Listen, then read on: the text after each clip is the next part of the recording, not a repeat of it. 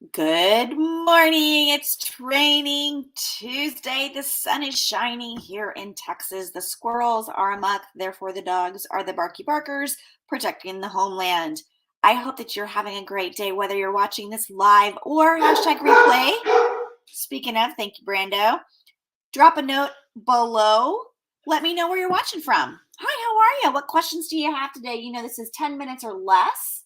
10 minutes or less of a quick little whatnot to get our lives, our businesses back in action. Hey, Brando, come here, please. Come make an appearance. Dogs are walking. Anyway, today we are talking all about abundance. All month long, abundance, abundance, abundance.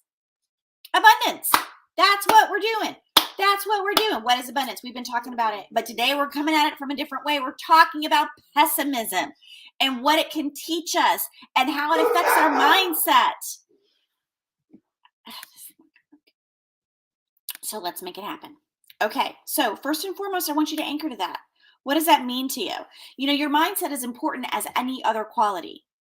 And that's because it affects your perspective. It influences your approach to issues, whether it be your life or your business.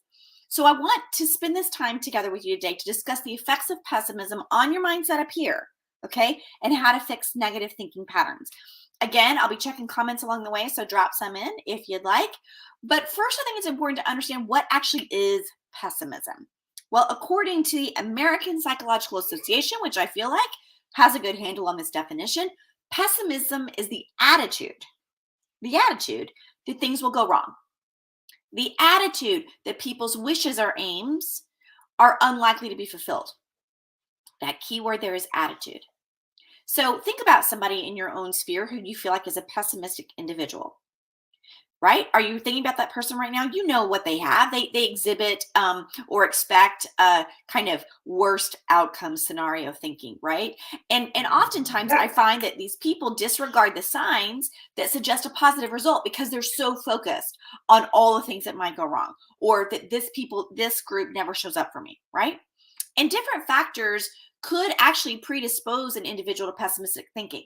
This is important to note, because studies are now ongoing and have shown us that genetic makeup actually influences pessimism in individuals. Your genes, right? We hear that all the time. Your genes are to blame. It's also common for people to develop a pessimistic attitude because when you experience loss or failure, trauma, other negative circumstances, your brain is inputting that information and going, oh, this is what the world is. Oh, this is what happens. Oh, do you see what I'm saying? So then you become part of kind of this world of pessimism, and it literally affects the way that you are viewing your perspective, how you're showing up for yourself, your expectations in the world. But whatever the cause, pessimism is a destructive emotional state because it generally causes more harm than good. Now, we're not talking about safety, because pessimism isn't safety, right? Pessimism is not survival either. But what it does do is it encourages limited thinking, a limited mindset, a concept that we're going to discuss the rest of our time together. So I just wanted us to kind of land first on what pessimism is, how you can maybe be sometimes predisposed to it, and how it really can be a destructive way to be showing up for yourself in the world. So how does pessimism feed your limited mindset? Well, you've probably already answered that question for yourself. But remember, a mindset, it refers to your mental state, your state. Maybe you could talk about your own personal beliefs, your values that you hold, especially your abilities, your intelligence. Your mindset influences your thinking patterns, your values, your actions.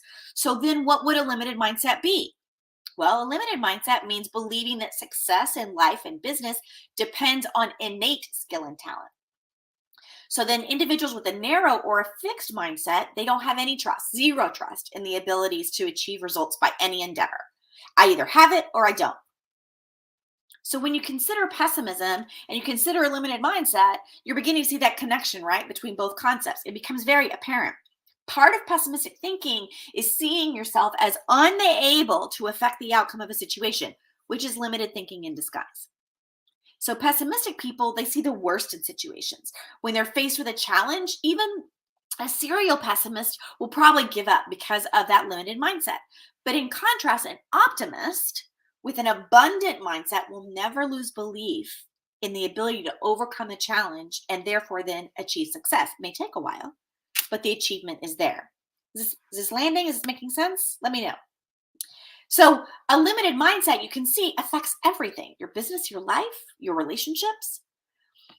So there's a famous psychology professor by the name of Dr. Carol Dweck, and she conducted a very famous study. I mean, now it's very famous, where she studied the mindsets in different individuals. And she found two dominant mindsets: the fixed, limited mindset, and growth or abundance mindset. Okay. So individuals with a fixed mindset, they have rigid beliefs about their abilities and their potentials. They're also likely to see themselves as unable to learn new skills, right? Unable to solve a problem, unable to achieve like others. They say, oh, these people had all these things about them and I don't, so I won't. And they also do some of the things like this. They avoid a challenging situation because, again, they've already said it's not going to work. They face difficulties in learning and self-improvement because, again, they decided that it's only negative. They tend to refuse feedback, and they refuse to innovate. And that's because fear keeps them stuck. We've spent a lot of time on fear. If you follow me at all, I spend a lot of time on fear. And a lot of that fear is about failure. So they don't want to innovate because there might be failure there. And because of that, they miss opportunities. So a limited mindset can actually spell doom, right?